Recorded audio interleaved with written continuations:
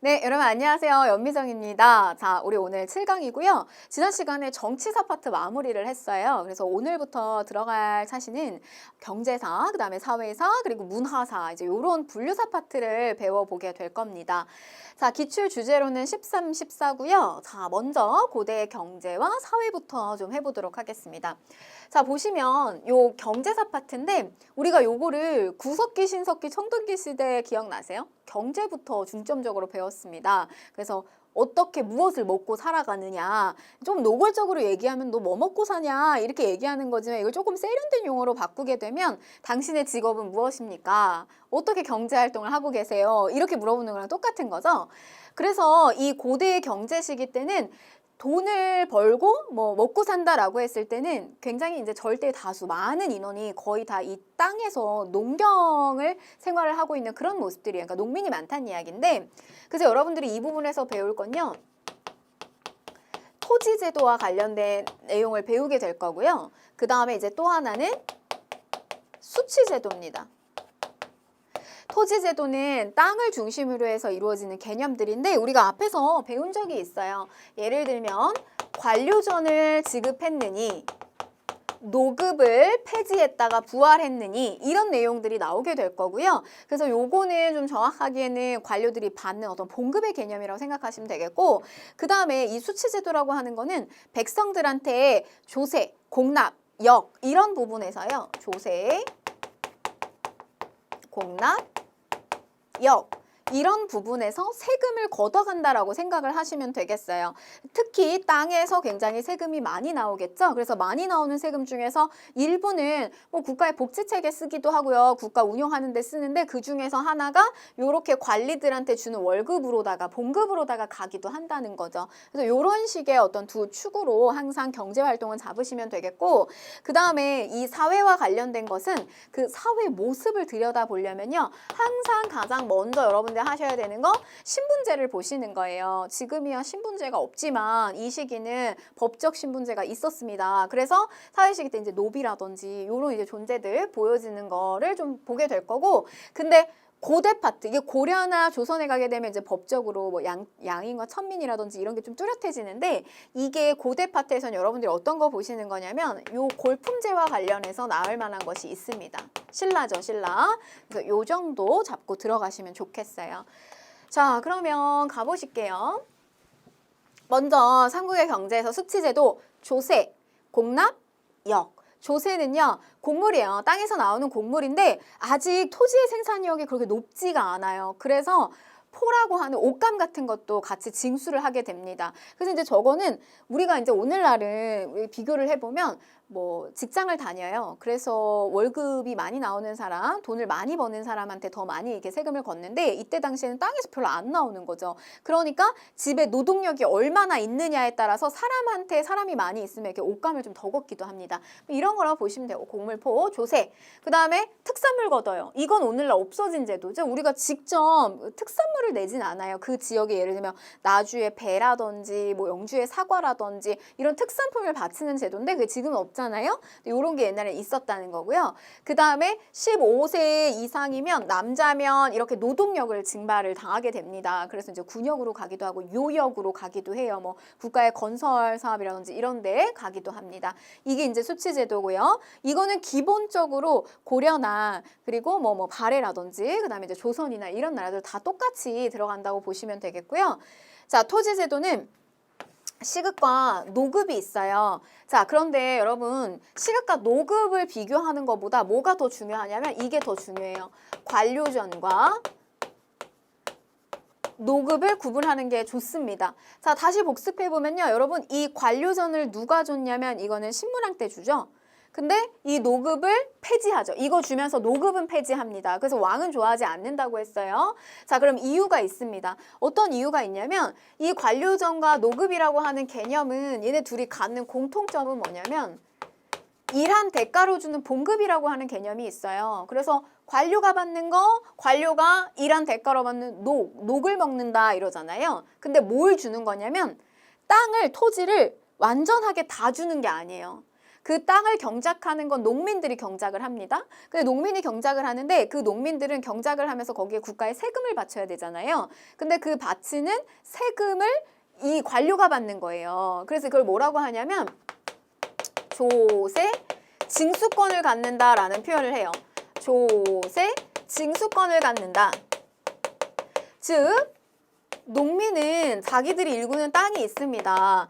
여기에 세금을 내야 되죠. 그래서 국가한테 이렇게 세금을 내는데 그 내는 세금을 국가가 이제 가져가는 거예요. 여기서 나오는 생산량의 얼마를 국가가 가져가는데 그 권한을 누구한테 주는 거냐면 이거를 관료한테 주는 개념이라고 보시면 돼요. 그래서 관료가 그곳을 얻어가게 되는데 여기서 나오는 세금의 일부를 관료의 봉급으로 들어가게 되는데 그거를 우리가 조세 징수권이라고 이야기를 하는 겁니다. 그래서 이렇게 이해를 하시면 되는데 근데 이제 여러분 보세요.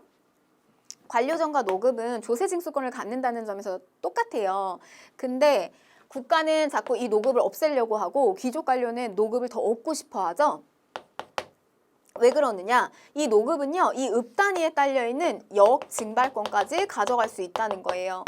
즉 다시 말해서 여기에서 일정 부분 생산량이 나오게 되면 거기에 대한 세금 일부를 관료가 가져가는 것뿐만이 아니라 바로 여기에 있는 이런 사람의 노동력까지 징발을 할 수가 있다는 겁니다. 읍 단위로. 그러니까 훨씬 권한이 이쪽이 큰 거죠. 노급이. 그래서 이런 차이가 있다는 걸 보실 거고요. 그 다음에 또 하나는 여기로 들어가면 이제 난이도가 좀 올라가게 되는데 하나는 이제 노급이 있고 또 하나는 시급이라고 하는 게 있어요. 그래서 이제 요렇게 한번 보시는데요. 노급과 시급의 구도를 한번 보시는데 이 노급이라고 하는 것은 봉급의 개념에 가깝다면요.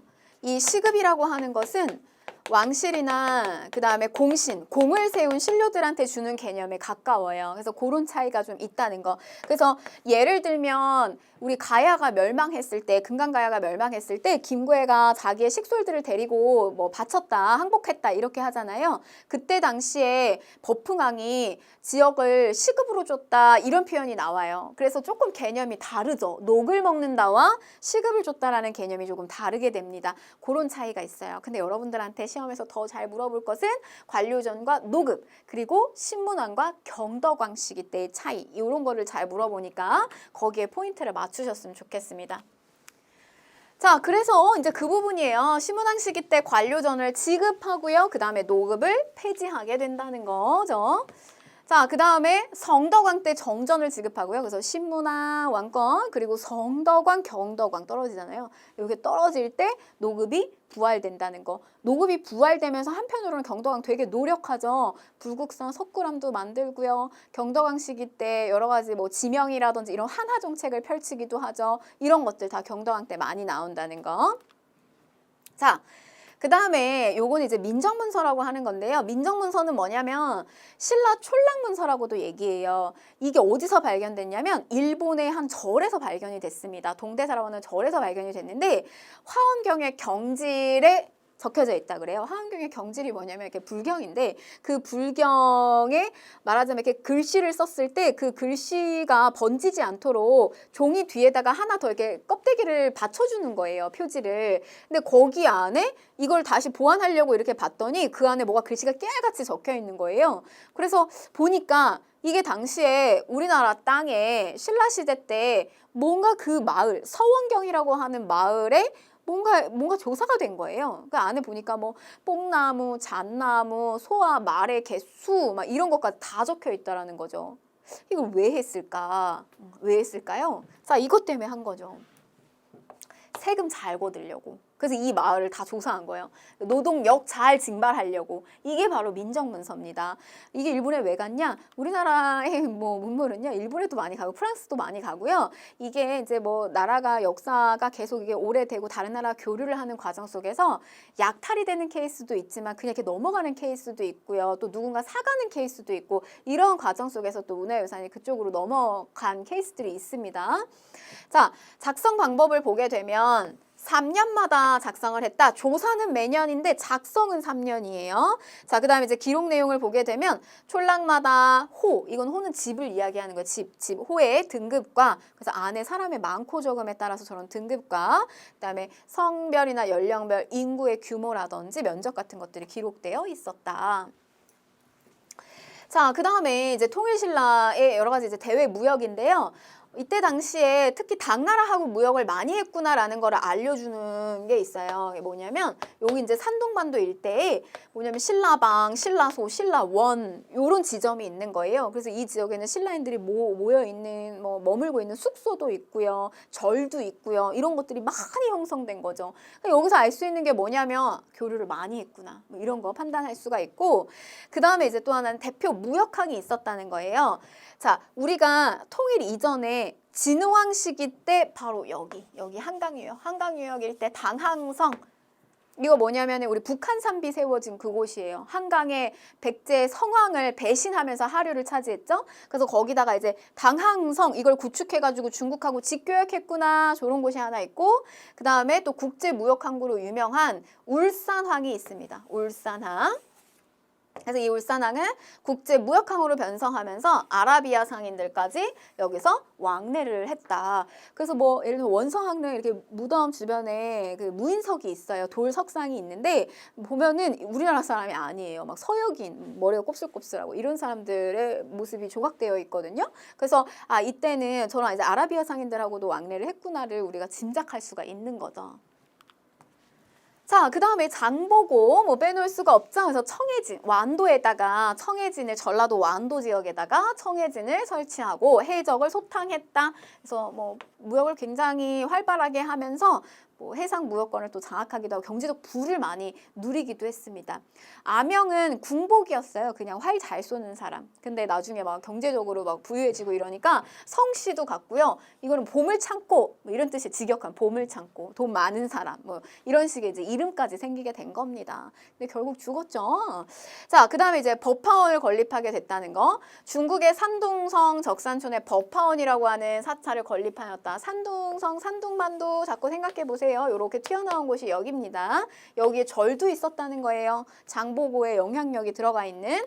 그래서 여러분 이 사료 되게 잘 나오는데요. 이거 보시면 엔닌이라고 하는 일본 승려예요. 일본 승려의 입당 구법 순례 행기. 그래서 뭐냐면 불법을 구하러 가는 건데, 저 일본 승려가 우리 신라도 해적들한테 잡혀가지고 신라인들도 많이 오고 그랬다고 했잖아요. 그러니까 바닷길을 오가는 게 쉬운 일이 아니었던 거예요. 근데 저 승려가 저 장보고의 은혜를 입어서 법화원에 머무르고 자기를 안전하게 이렇게 머무를 수 있어가지고 또 불법을 구하는데 어려움이 없었다. 그런 감사한 마음을 담은 기록입니다. 여행기 중에 하나인데. 그래서 이거 너무 잘 나올 거예요. 사료를 여러분들한테 분석하라고는 안 나올 거지만 이렇게 엔닌의 입당구법 순례 행기, 장보고의 은혜, 대사의 은혜 감사하다 이런 게 들어가면 장보고 얘기하는 겁니다. 그럼 왕은 언제예요? 흥덕되죠? 자, 그 다음에 이제 발해의 경제를 보실 텐데요. 특별할 건 없어요. 많이 주로 이제 문제가 출제되면은 신라 쪽에서 많이 나오고, 발해 같은 경우도 비슷합니다. 밭농사 주로 하지만 벼농사도 실시하고요. 또 위에 이제 목축 같은 것들 많이 있고, 솔빈, 부. 우리 발해는 수도 5개, 오경, 행정구역 15부, 62주로 나뉘어져 있잖아요. 그래서 요 15부 중에 하나가 솔빈부예요. 근데 저기에 있는 말이 굉장히 유명했다는 거고요. 자, 그 다음에 대외무역. 발해 같은 경우 당나라하고 무역하고, 그 다음에 영주도를 통해서 교류를 하고 일본하고도 교류했다라고 했는데, 요거 여러분들 지도 있습니다. 거기에 있는데 우리 이제 상경이 있고요. 그다음에 제가 문항 각각 문항, 이제 여기 중경, 상경, 동경으로 이렇게 천도한다고 했잖아요. 이제 여기 보시면 상경에서 동경으로, 상경에서 동경으로 쭉 바닷길로 가는 게 뭐겠어요? 이게 일본도입니다. 일본도. 그 다음에 또 보세요. 상경에서 동경으로 갔다가 여기 안에 남경이 있거든요. 그래서 이렇게 타고 내려가는 것이 뭐겠어요? 이게 신라도가 되는 거예요. 이런 식으로. 그래서 일본도 하고 신라도가 굉장히 잘 나올 수가 있고요. 그 다음에 저 위로 가는 거란으로 가는 거, 그 다음에 이렇게 영주로 가는 거, 뭐 이런 것들, 압록강 타고 내려가는 것도 있습니다. 그래서 이런 식으로 발에는 5개 정도가 무역로가 있고요. 특히 신라, 일본도 좀 잘 보셨으면 좋겠고요. 난이도 좀 올라가면. 자, 그래서 이렇게 신라도, 그 다음에 거란도가 있었다. 상경에서 출발해서 동해안 따라가는구나. 자, 그 다음에 이제 사회 보실게요. 사회 가볍게 보시면 되겠고요. 고구려 같은 경우는 왕족은 곧시죠. 그 다음에 뭐 게르부, 전루부 이런 귀족 중으로 이제 구성이 되어 있고, 그 다음에 회의 기구가 있었어요. 그래서 여러 카들이 모여하는 제카 회의들 모여서 하고요. 그 다음에 지방의 여러 성에는 지방관으로서 욕살과 철역은지 등을 두었습니다. 그래서 지방관들이 저렇게 있었다는 거고요. 저 지방관들은 외부에서 외침이 들어오잖아요. 그럼 저런 사람들이 무장해가지고 군대를 이끌기도 했었어요. 그래서 이렇게 지방관 행정 업무와 군사적 체계가 이렇게 또 일치되는 모습이 사실 고대 국가의 모습이기도 합니다. 네, 다음 이제 백제를 보도록 하겠습니다. 백제 보시면 왕족에는 부여씨, 저거는 귀족 왕족 성씨인데 저 부여풍, 우리 부여풍 기억나세요? 그러니까 이런 것들이 다 왕족입니다. 우리 백제 부흥운동 할 때 부여풍을 올리면서 부흥운동 했다라고 할 때 이런 것들이 다 왕족성을 가리키는 거고요. 또 8성의 귀족으로 구성되어 있고, 이 귀족들은 정사함이라고 하는 바위에 모여서 재상들이 투표를 한다든지 회의한다든지 이런 모습들이 보여진다. 그래서 고구려 제가회의, 백제는 정사함회의, 신라는 우리 많이 배웠어요. 화백회의. 자, 그 다음에 이제 신라 골품제가 나왔네요. 골품제는 해석이 여러 개가 있을 수 있기 때문에 난이도를 너무 어렵게 내기에는 어려워요. 좀 어렵습니다. 논란의 여지가 있고요. 그래서 이 골품제는 그냥 여러분 생각해보세요. 뼈 골자예요. 뼈에 품개가 있다. 뼈에 품개가 있다. 그래서 이 뼈에는요, 성스러운 뼈가 있고요. 진짜 뼈가 있어요. 진골이 있고요. 그 다음에 이렇게 품개가 쭉 나뉘어져 있는데 6두품부터 시작해서 5두품, 1두품까지 이렇게 나뉘어져 있는 거예요.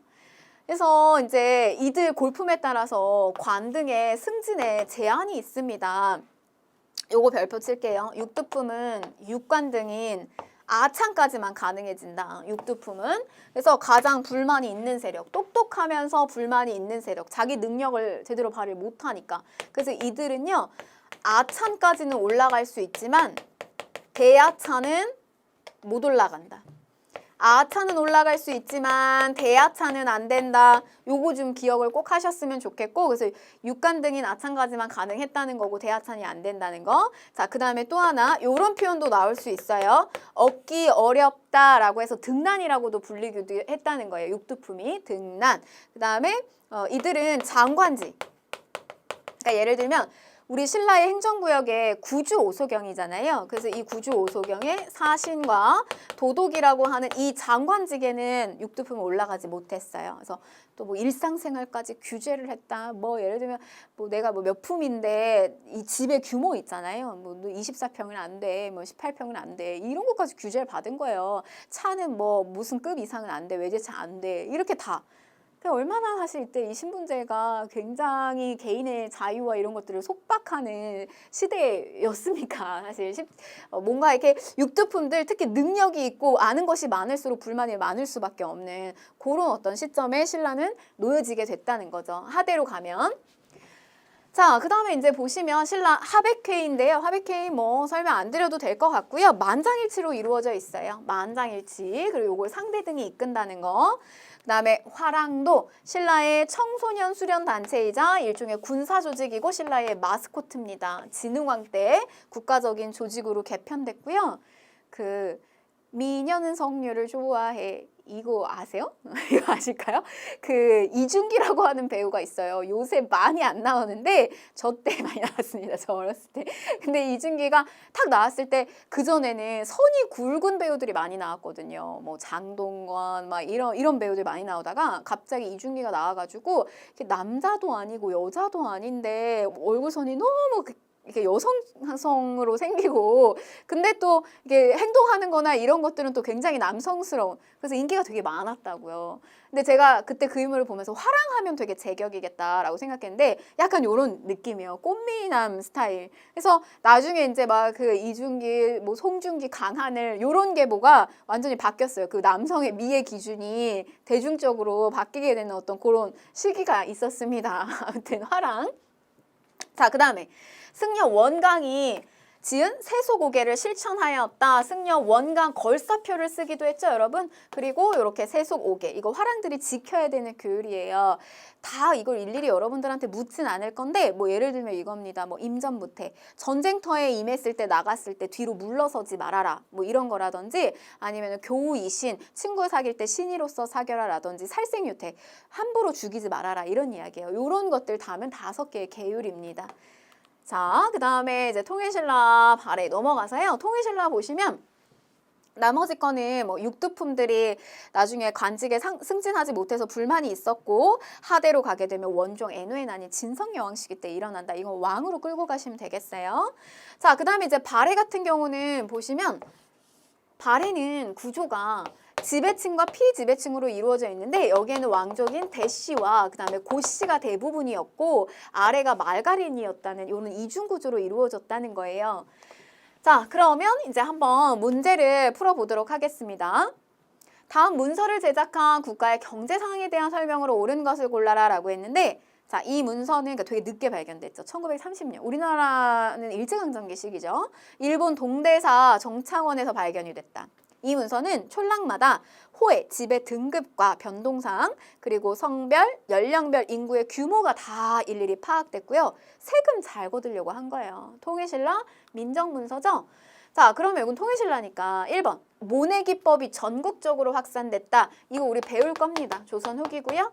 자, 2번 빈민구제를 위한 진대법이 실시되었다라고 했는데 요거는 고국, 천황, 고구려. 시장을 감독하는 관청인 동시, 동시전 이거는 지증왕. 자, 그 다음에 감자, 고구마 등의 구황작물이 재배된 거는요. 요거는 조선 후기 배울 겁니다. 자, 5번 우리 풍토에 맞는 농법을 기록한 농사직설이 편찬이 되었다라고 했어요. 그래서 요거는 보시면 농사직설은 요거는 조선시대 전기인데요. 조선 전기인데 요거는 세종시기로 들어갈 거예요.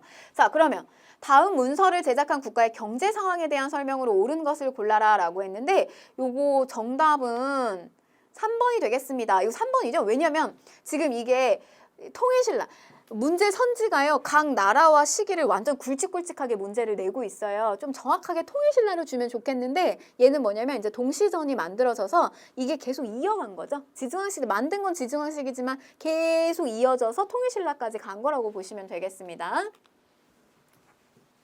네, 기출주제 14 들어가도록 하겠습니다. 고대의 사상과 문화전파와 관련해서 배워볼 텐데요. 자, 고대의 사상과 관련해서는 여러분 큰 갈래에 우리는 불교를 각 나라 고대 국가들이 언제 수용을 했느냐 그리고 언제 공인을 했느냐 이런 거 살펴볼 거고요. 자, 그 다음에 고대 국가인들은 유학 공부했느냐 이런 것도 살펴볼 겁니다. 자, 그 다음에 이제 또 하나 귀족들이 또 좋아했었던 도교와 관련된 내용을 살펴보도록 하겠습니다. 자, 그 다음에 이제 이 문화 전파와 관련해서는요. 고구려 백제 신라가 특히 일본의 문화 전파를 한 부분. 근데 여러분 일본은 백제하고 짝꿍이에요. 그래서 백제가 일본한테 문화 전파 굉장히 많이 했는데 그 부분과 관련해서 또 시험 문제 잘 나오니까 그렇게 포커스 맞추시고 들어가면 되겠습니다. 자, 그러면 삼국의 불교 수용하자마자 공인까지 한 거 요거 살펴볼 텐데요. 고구려 같은 경우는 소수리망 때 불교를 중국 전진을 통해서 불교를 수용하게 됩니다. 그래서 불교를 수용하고 공인도 해요. 바로 동시에 국가 차원에서. 자, 백제 같은 경우는 요때 하나 걸린다고 했어요. 침류에서 들어온다. 뭐가? 불교가 침류에서 들어온다. 침류왕 때. 그래서 중국 동진에서 불교를 수용하고 공인도 같이 하는 거예요. 근데 신라 같은 경우는 굉장히 늦습니다. 4세기 후반, 4세기 후반인데요. 둘 다. 이 신라 같은 경우는 6세기에 들어가서야지만 버프왕 시기 때 가서야 비로소 국가 차원에서 이걸 공인을 하게 돼요.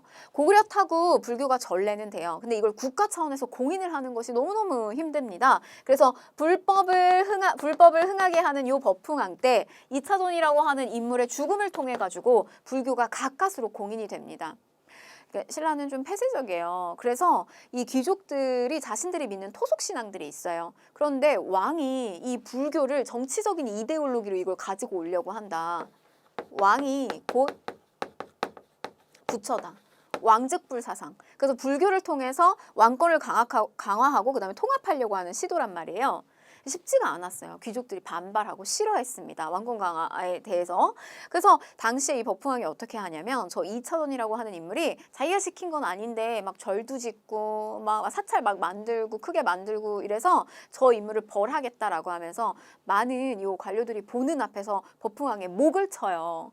여기서 보여주는 게 뭐냐면 일단 첫 번째. 왕의 힘은 이렇게 세다라는 걸 보여줘요. 그러니까 그 전에는 비록 왕이라고 하는 존재가 이게 지금 여러분 이렇게 들어가잖아요.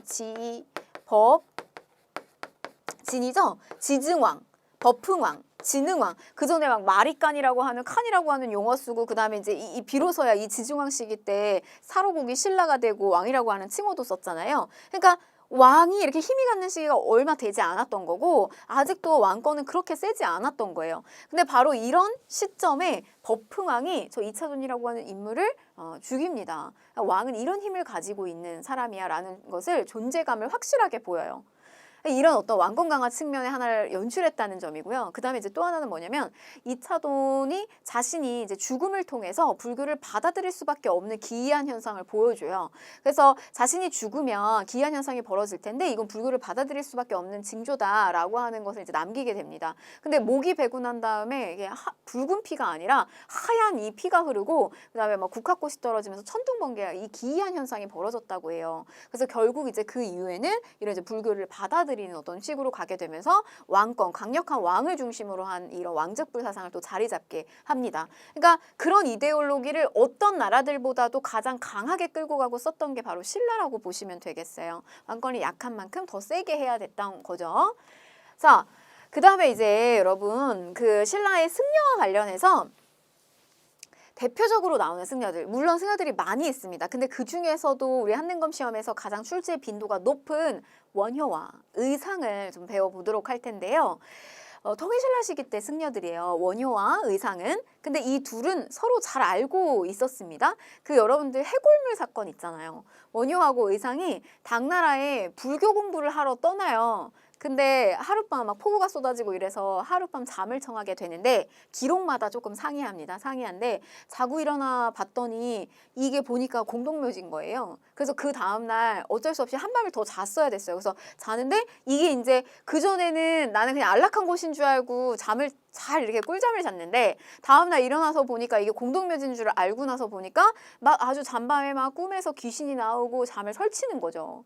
뭐 요런 일화가 하나 있고 그 다음에 또 하나는 여러분들이 잘 아시는 것처럼 해골물 사건. 동굴 같은 데 들어갔는데 이 해골물 목이 너무 말라가지고 옆에 있는 떠듬떠듬 해가지고 바구니에 있는 거를 이렇게 먹었죠. 그래서 아주 갈증을 해소했어요. 근데 이제 다음날 보니까 이게 완전히 인골에 뭐 말이 귀엽게 해골물이죠. 이게 인골이잖아요. 사람 죽은 인골에 고여있는 물을 마신 거잖아요. 그러니까 이게 이제 난리가 난 거예요. 속이 뒤집어지고. 바로 이제 요런 이야기들 이제 어떤 그 깨달음을 줬냐? 원효는 이런 깨달음을 준 거예요. 그러니까 이게 눈에 보이는 현상은 아무것도 아니다. 이건 실체가 아니라고 생각을 하는 거예요. 모든 것은 다 어디에 있는 거냐면 내 마음에서 비롯된다라는 깨달음을 얻어요.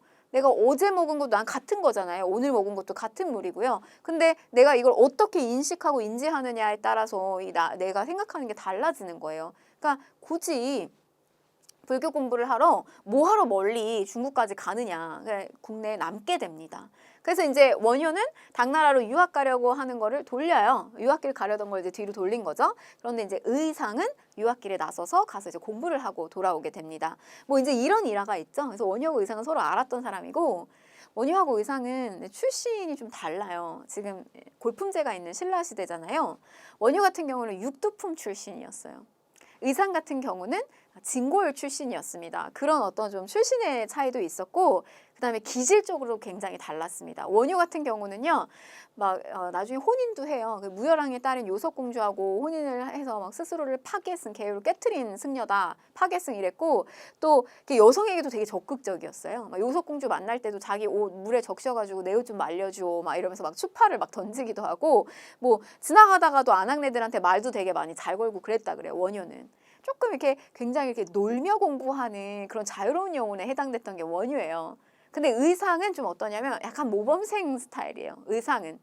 당나라에 가서 공부하는데 거기에서 한 집에 머무르게 되는데 선묘라고 하는 여인이 이 의상한테 뿅 갑니다. 그래서 자기랑 같이 여기 머물러서 살자 막 이렇게 얘기하는데 의상이 눈 하나 깜짝 안 해요. 나는 여기 불법 구하러 왔다. 공부하러 왔다. 공부하고 돌아갑니다. 의상은. 근데 당시에 이제 선묘가 부랴부랴 그걸 알게 돼요. 이제 돌아가는 걸 알게 되고 저렇게 배를 타고 떠나가고 있는 의상을 향해서 의상한테 필요한 물건을 다 꾸려가지고 그걸 이제 바다에다가 던지면서 의상을 위해서 자기는 몸을 바치겠다라고 해서 떨어졌다 그래요. 그래서 자기는 이제 영혼이 이 용이 돼가지고 앞으로의 의상이 해야 되는 업적에 대해서 의상을 앞으로 계속 보호하고 의상을 응원해주겠다라고 하는 어떤 그런 이야기가 전해져 오거든요. 근데 실제로 의상이 귀국해서 돌아와서 영주에 부석사라고 하는 절을 지어요. 부석사. 영주 부석사. 이거 너무 유명한 절입니다. 고려시기 때 가서 또 건축 파트에서 나오게 될 건데 이 절을 짓는데 당시 기존에 있는 승려들이 뭐 이 절을 짓는데 많이 막기도 하고 방해하기도 하고 했다 그래요. 그리고 막 산적들도 방해를 하기도 하고 그래서 그 선묘 영혼이 등장을 해가지고요. 큰 바위를 이게 흔들 하면서 그들 이 절을 의상이 짓지 못하게 하는 그거를 이제 방해하는 그 승려들을 이렇게 방해했다 그래요. 저 돌이. 그래서 둥둥 막 돌이 떠다녔는데 그게 바로 뜰부자의 돌석자예요. 명칭을 갖다 거기다 붙인 거예요. 그래서 선묘가 이 절을 지으는 데 있어서 도와줬다. 이런 설화가 깃들어져 있습니다. 실제 이 부석사 옆에 가면 이 절 옆에 가면요. 여기에 그 돌덩이가 있어요. 큰 돌 하나가 있습니다. 근데 뭐 실제 이렇게 둥 떠 있는 건 아니고요. 이렇게 이제 돌 하나가 있고 그 다음에 옆에 또 가시면 선묘에 대한 이야기가 깃들어지는 그 선묘 사당도 있어요. 그래서 제가 일부러 이제 원효하고 의상을 둘을 좀 비교하느라고 이렇게 한번 스토리를 설명을 해드렸고 자 그럼 볼게요. 원효. 자 모든 것은 다 마음에서 비롯된다. 일심. 이거 기억하시고 자 그 다음에 불교의 대중화에 나섭니다. 이때 당시 뭐 글을 모르는 사람도 많고요. 그 다음에 불교 공부를 하는 건 어렵잖아요. 근데 누구나 다 불교를 믿고 좋은 세상에 가기를 원했던 이 원효는 대중불교에 나서요. 적극적으로. 그래서 나무아미타불만 외치면 이 연불신앙이에요. 나무아미타불만 외치면 누구나 극락정토에 갈 수 있다라고 하는 정토신앙을 설파를 하게 됩니다. 이런 것들 전파했다는 거고요. 그 다음에 무예가 뭐 아무것도 걸림돌이 없다. 삶과 죽음의 경계도 없고 뭐 속세와 성스러운 거에 대한 경계도 없고 그런 거에 대한 깨달음을 느꼈을 때 진정한 어떤 깨달음을 얻은 것이다. 뭐 이런 무예가 같은 것들을 유포하기도 했다는 거. 자, 그 다음에 이제 저수를 보시면요. 원효는 진짜 천재예요. 왜냐하면 사실 당대에는 뭐 혼인도 하고 행동하는 것도 좀 승려답지가 않고 이러니까 비판을 많이 받기도 했는데 나중에 이후에는 사실 우리 여러분 불교는 인도에서 처음 만들어졌고 그 다음에 중국을 통해서 우리나라 들어오거든요. 근데 원효가 이후에 죽고 난 다음에는 이런 거 있죠. 금강산매경론. 이거는 금강산매경을 해석한 거예요. 원효가. 그래서 사람들이 이 원효가 해설을 달아놓은 저 금강산매경론을 보지 않으면 어떤 누구도 저 금강산매경에 손을 대질 못했대요. 근데 이제 저런 거에 대해서 아주 능통했던 사람이 원효였어요. 그래서 뭐 신문 하쟁론도 저술하시고 대승기 실론, 소 이런 것들도 이제 또 해설을 달기도 하고요. 바로 이런 천재적인 능력을 지니고 있었던 것이 바로 원효였습니다. 자, 그 다음에 의상 볼게요. 교종 중에 하나입니다. 화엄사상을 전파했고요. 당에서 화엄사상을 공부하고 돌아와서 신라의 화엄사상을 전파했다. 화엄종을 창시하게 되는데 영주 부석사에서 우리만의 화엄종, 해동화엄종을 개창하기도 했다는 거고요. 자, 그 다음에 저 관음신앙은요. 관음보살을 믿는 건데요. 저 관음신앙은 지금 현세에 굉장히 고통스러운 우리들 시험 잘 보게 해주세요. 꼭 합격하게 해주세요. 우리들의 소리를 듣는 보살이에요. 관음 소리를 듣고 보는 보살입니다. 그래서 내가 만약에 뭐 질병을 낫게 해주세요, 합격하고 싶어요 이런 거 할 때는 관음보살을 외치는 거예요. 그래서 앞에 있는 나무아미타불 관세음보살을 외치면 우리가 현세에 있는 고통도 사라지고 좋은 곳에 갈 수 있다라고 하는 겁니다. 그래서 나무아미 관세음보살 이제 이런 것들, 요게 이제 연불신앙이고요. 관음신앙. 자, 그다음에 이제 저수를 보게 되면 화엄일승 법계도인데 바로 이 교종의 종파 중에 하나입니다. 저 화엄경이라고 하는 불경의 불교 경전에 요체에 해당되는 내용의 210여 개의 요체를 여기다가 도식화시킨 거예요. 그래서 화엄일승, 법계도 이런 화엄 사상을 정리하기도 했던 것이 의상이라는 거. 조금 색깔이 다르죠. 둘 다 어쨌든 대중들에게 불교를 가깝게 느낄 수 있도록 그런 노력을 둘 다 하셨어요. 근데 둘 다 하셨는데 이 의상 같은 경우는 주로 이제 왕실 쪽하고 많이 가깝게 지냈다는 거. 그래서 왕실 쪽이나 귀족 쪽에 불교 전파하는데 중요한 역할을 의상이 많이 합니다. 요거 하나만 조금 볼게요. 뭐냐면 자, 문무왕 관련. 이 문무왕이 지금 그러니까 시점이 무열왕, 문무왕. 그러니까 통일기에 막 들어가는 시점이잖아요. 막 고구려 백제 신라가 항쟁하고 통일하는 그런 시점인데 문무왕이 도성을 크게 건축하려고 하니까 제가 백성들, 농사 짓는 백성들을 여기에 함부로 동원시키면 안 된다고 했잖아요. 그런데 그런 걸 하려고 한 거예요, 문무왕이. 그래서 의상이 급하게 귀국해서 문무왕의 그런 건축 공사하는 거를 막 말리기도 해요. 그래서 이렇게 밀접하게 관계가 있었다는 거, 왕실하고. 요것도 좀 잘 나옵니다, 사료로. 추가적으로 여러분들 알려드리고요. 자, 그 다음에 기타, 해초입니다. 인도와 중앙아시아 지역의 풍물을 기록한 왕호천축국전인데요. 왔다 갔다 이게 하는 게 왕호예요. 그러니까 어디를 가는 건 천축국 가는 겁니다. 이게 뭐냐면 불교가 처음 나온 곳, 인도를 왔다 갔다 하고 쓴 기행문 같은 거예요. 그래서 저거를 해초가 썼다는 거. 자, 그 다음에 이제 도교 보실게요. 도교는 고대 삼국시대 때 당나라로부터 전래가 됐는데 신선 사상과 결합이 되어 있고 불로장생을 추구한다. 그러니까 사실 이 도교는 이런 민간 이게 피지배층이 믿기에는 뭐 좀 어렵고 그리고 너무 좀 여유 있는 그런 종교라고 볼 수가 있습니다. 그래서 불로장생이에요. 늙지 않는 거 저런 것들을 추구하고요. 신선 사상하고 결합되어 있고 주로 이제 귀족들이 선호하는 거고요. 근데 저런 게 반영이 된 게 뭐가 있냐면 고구려의 강서대묘 사신도입니다. 요런 거고요. 강서대묘. 이게 현무도죠. 현무도인데 뭐 주작이나 현무나 이런 거 그려지는 건데 고분벽화에 많이 그려져 있어요. 근데 저게 도교에서 이야기하는 방위의 수호신이에요. 그래서 이런 것도 도교적 성격을 갖는 거고 그 다음에 백제의 금동대항로 향로입니다. 금동대항로가 이렇게 생긴 거고요. 그래서 요 금동대항로 같은 경우는 이거는 우리 한성, 백제가 한성, 그다음에 웅진으로 밀리고 그다음에 사비로 내려갔을 때 요 사비 부여 능산리 절터에서 발견이 됐어요. 근데 이 마지막 수도잖아요. 마지막 수도 일대에서 요게 발견이 된 보물입니다. 보물. 근데 여기서 이거 실제로 다큐멘터리에서 한번 한 적이 있는데 이 향을 피우는 곳이에요. 그래서 암전을 시키고 난 다음에 보면은 여기 이제 사방팔방에서 이게 연꽃 보물이고요. 그다음에 여기 이제 용이 마치 연꽃 보물을 이렇게 물고 있는 형상인데 이런 데에서 사방에서 이렇게 연기가 피어오릅니다. 근데 그게 굉장히 화려해요. 그래서 뭐 신선들이 논이는 삼신상 같은 것들을 여기다가 다 이렇게 조각을 해놨고 아주 화려한 작품이라고 보시면 되겠어요. 백제 금동대학로 요 삽이 능산리 절터에서 발견이 됐다는 거.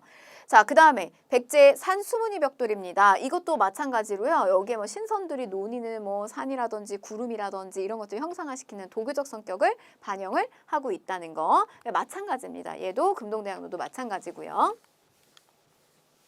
자, 그 다음에 유학, 유교를 연구하는 학문이다. 유학 공부했느냐? 자, 유학 공부했습니다. 그러니까 조선에서만 유학 공부한 거 아니고요. 여기도 했어요. 자, 고구려 보시면 수도에서는 소수리망 때 태학 설립, 불태율, 태학 설립하면서 여기에서 공부했고요. 그다음에 지방에서는 지방 경당이 또 설치돼서 학문 공부도 하고 무예 공부도 했고요. 백제에서는 저런 경서에 능한 박사들을 파견해서 유학하고 기술학을 교육했다는 거. 자, 그 다음에 이제 신라 같은 경우는 임신석에서 요거 한번 볼게요. 임신년에 돌에다가 새긴 건데 저거는 화랑들의 약속이에요. 뭐 우리 이런 거죠. 뭐 예를 들면 이렇게 교환일기장이나 이런 일기장에다가 우리 중고등학교 때 많이 했는데 여러분들 하시는지 모르겠어요. 우리 이제 중간고사 며칠 앞두고 며칠 때까지 우리가 뭐 국어는 몇 점, 뭐 한국사 몇 점 이렇게 맞자 막 이런 거 서로 약속하면서 왔다 갔다 막 일기도 쓰고 그런 거 했었는데 화랑들이 돌에다가 저걸 새긴 거예요. 그래서 우리 3년 안에 4개의 유교경전 마스터하자. 약속입니다. 저런 것들 유교경전을 했다는 걸 알 수가 있고요. 그 다음에 신문항시기 때 국학 있었죠. 여기서 이제 유학교육 했던 거고 주로 유학이라고 하면 이제 충, 가정에서는 효, 그 다음에 이게 효가 발전이 되면 임금을 향한 충 이런 거 배우게 하는 겁니다. 그런 게 이제 유학이에요.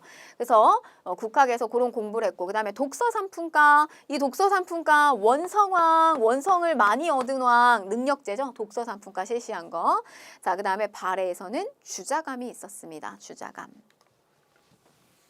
자, 역사서 잘 나갈 때 쓴다라고 얘기했고요. 그래서 영양왕 때 이문진이 6기 100권짜리가 있는데 그걸 5권으로다가 추려요. 신지. 또 잘 나갈 때 4세기 근초고왕 서기가 있고요. 잘 나갈 때 6세기 진흥왕 국사를 편찬하게 됩니다. 잘 나갔던 거 기록하는 거예요.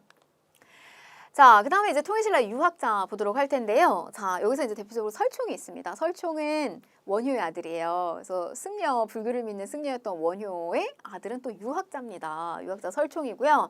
한자의 음과 훈을 차용한 이두, 한글 들어오기 전에 이런 이제 이두를 정리를 했고, 그리고 또 하왕계라고 하는 걸 저술했다. 꽃들의 왕인 모란꽃이 자기가 관료를 뽑는데 이때 당시에 관료가 할미꽃 관료, 그다음에 입에 발린 말만 하는 장미꽃 관료 이런 애들이 들어오는 거예요. 근데 이제 직언을 하는 할미꽃의 말도 좀 들어라. 그래서 유교적 도덕 정치, 왕이 어떻게 하면 정치를 잘 할 수 있느냐 이런 걸 담고 있는 내용입니다. 자, 그 다음에 이제 김대문. 제가 저 김대문은요, 진골 출신이에요. 진골 진짜표 출신인데, 제가 신라의 이야기는 이 대문으로 들어왔다, 대문으로 나간다. 모든 신라의 이야기는 김대문으로 들어온다. 자, 신라의 마스코트 화랑의 이야기. 우리 선덕여왕에서 미실, 여러분들 너무 유명했기 때문에 한 번쯤 들어보셨을 텐데 그 미실의 이야기가 여기서 단 몇 줄 들어가 있었던 거예요. 그거를 뭐 굉장히 좀 과장시킨 건데 아무튼 화랑들의 이야기, 그 다음에 또 승려들의 이야기, 고승전 이런 것들을 저술을 했고요. 자, 그 다음에 강수. 우두라고 하는 별명을 가지고 있었어요. 이렇게 소머리. 머리가 되게 컸다 그래요. 머리가 크면 약간 또 천재적인 기질을 가지고 있다 이런 이야기도 하는데 외교 문서를 그렇게 잘 썼대요. 그래서 이런 이야기가 있었죠. 우리 신라가 삼국을 통일하는 데 있어서는 이 무력으로서는 김유신이 있었다면 이 문장가로서는 강수가 있었기 때문에 우리가 삼국을 통일할 수 있었다. 그러니까 나라가 나라를 통일하고 이렇게 전쟁을 하는 과정 속에서는 칼을 듣는 무인도 필요하지만 이런 외교 문서를 또 잘 전달하고 써줄 수 있는 인물도 필요하잖아요. 우리는 강수가 있어서 신라가 삼국 통일했다. 이런 이야기가 있을 정도였어요. 그래서 뭐 당나라에게 보내는 청방 인문표. 무열왕의 아들입니다. 김인문이 잡혀가게 되는데 김인문을 풀어달라 이런 글을 쓰게 된 거고요. 뭐 저를 굉장히 잘 썼다는 거고 또 뭐 서린기를 호되게 꾸짖는 뭐 신라를 뭐 신라에게 욕심을 보이는 이 서린기 당나라의 서린기 장수를 꾸짖는 뭐 답 서린기서 편지 뭐 이런 것들도 굉장히 잘 썼던 사람이 광수였다는 거고요. 자, 그 다음에 채치원입니다. 채치원은 육두품 출신이고요. 주로 여러분들이 좀 연결을 시키셔야 되는 것은 진성여왕 시기 때. 그래서 원종, 애노의 난, 적고적의 난 이런 것들이 이루어지는 신라가 무너지는 시점에 저 채치원이 시무십여주를 바치는데 안 먹히죠? 안 먹힙니다. 그거랑 연결을 지으시면 좋겠고 그 다음에 당나라에서는 저 황소라고 하는 인물이 난을 일으켜가지고 굉장히 저 황소를 어떻게 하면 잡을까 고심을 하고 있었는데 채치원이 저 황소를 잡는 경문을 쓴 거예요. 그래서 황소가 저 경문을 읽고 이 침대에서 이걸 읽어보다가 너무 깜짝 놀라서 떼굴떼굴 굴렀대요.